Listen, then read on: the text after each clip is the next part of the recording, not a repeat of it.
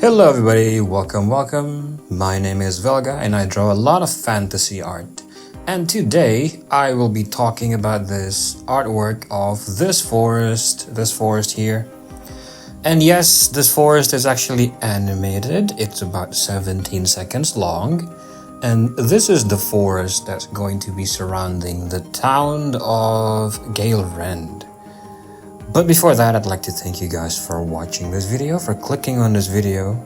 Also to make sure to like and subscribe as well, so you don't miss out on more of my fantasy art and world building, just like this one, because I post every week. So back to the forest. I have decided to finally give this forest a name. And that name is Galerend Forest. So that's new, and I named it after the town itself. The town is called Galerend, so the forest surrounding Galerend is called Galerend Forest. And these days, I know I have been designing monsters that would be living in this forest, monsters that would be living in Galerend Forest. And so far we have the shotgun dragon, we have the blood orchid, and the most recent one that I did is called the mossy, and I'm happy to finally have artwork of the forest itself, Galerend Forest, or at least a part of it, and I'll tell you more about that later.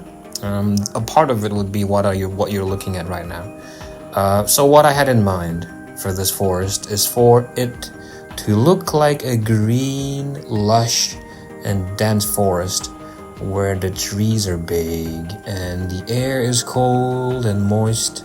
And there's just moss everywhere. Everything seems to be just eaten up by Mother Nature. Everything's covered in moss. It's slippery and there are vines everywhere as well. And if anything is left behind in this forest, maybe you forgot your sword or your shoes. Who leaves behind their shoes? But if you forgot about them, it will be very quickly covered in moss.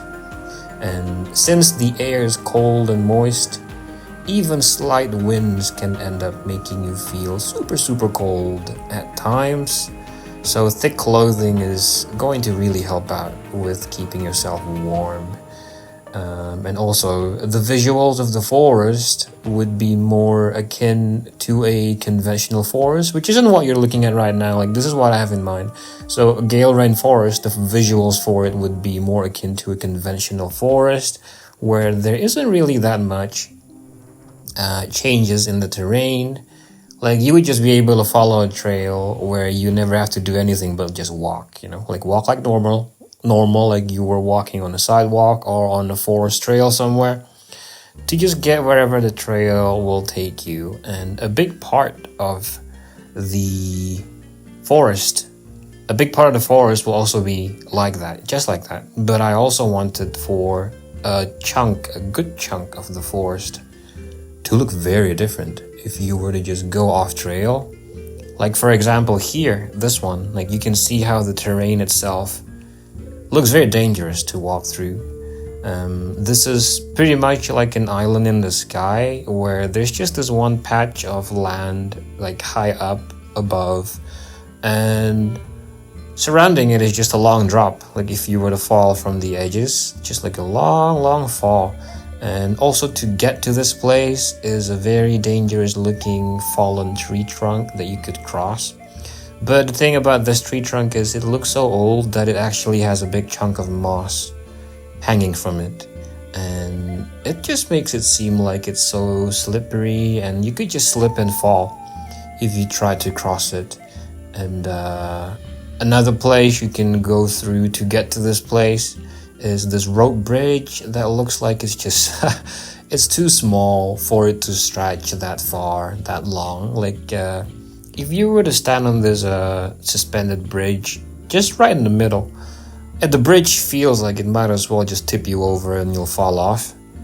Like, I don't know if you've ever walked across a really long suspended bridge, but I have, and it can feel really scary when I'm right in the center of it and there's a strong gust of wind or something. Or maybe there might be other people just trying to cross and it can start shaking real bad, and that is also very scary. And there's a third place you can go through to get to this place, and that's this hidden passage towards the right side. It looks like a hollowed out tree trunk. It could have decayed away, that's a possibility. Or it could have been eaten away by like bugs, like termites. And there's also some light shining from beyond where we can see, just like off camera, like there's some light source. It could be anything, I haven't decided. Let me know if you know what this could be, like whatever you think this could be, down in the comments, by the way, like, because I haven't decided on what this light source could be. Like if you have any cool suggestions, go ahead and let me know. But anyway, this place, it looks super dangerous, but also at the same time it looks very magical. And this is also the reason why this forest is called Galerend. And aside from how the winds feel cold on your skin, some winds can actually just make you fall off and you can go splat somewhere. Or maybe if you're lucky, you could just land in some water and then you can like survive that way, you won't die. And then you'll get out of the water, or you'll feel all cold and you're shivering, and then you try to survive then, you know. It's a lot of fun. And I think I'll give you a little preview of what it's like to just look at this place in its full glory. Here we go.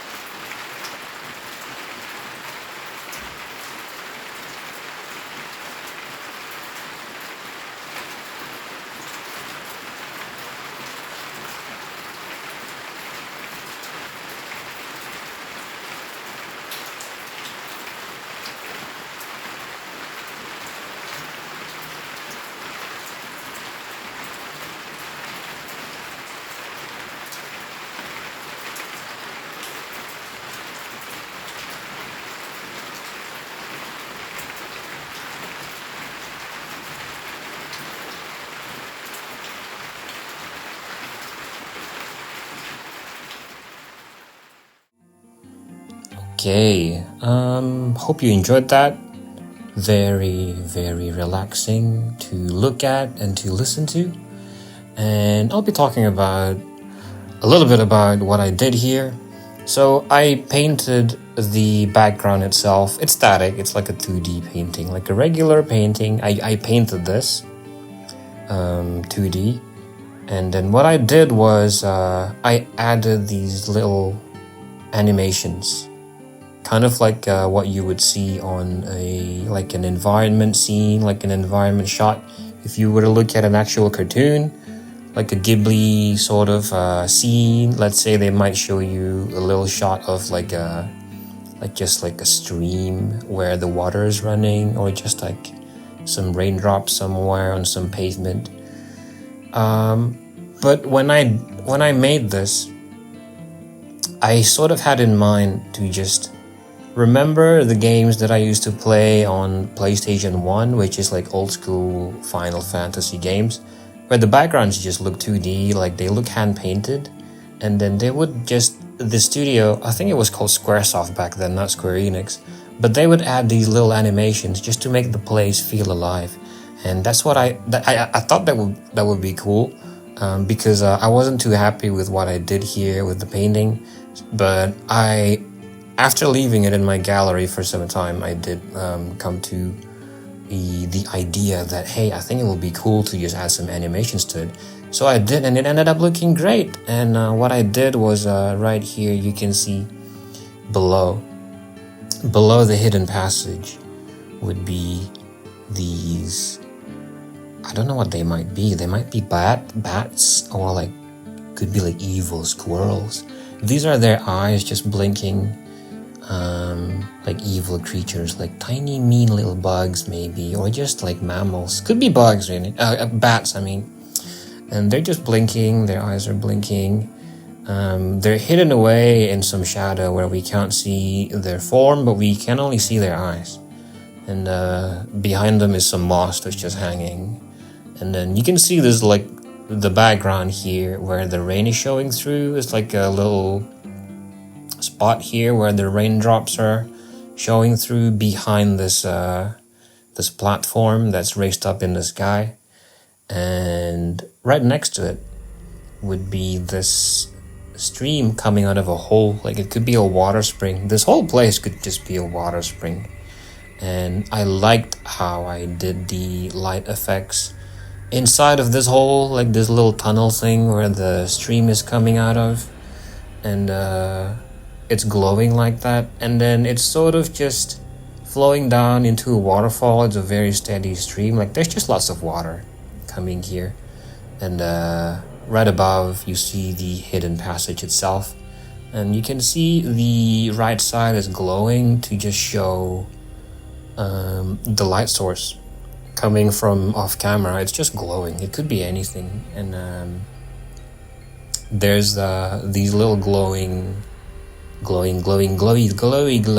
thingies just flying around. It could be like fireflies.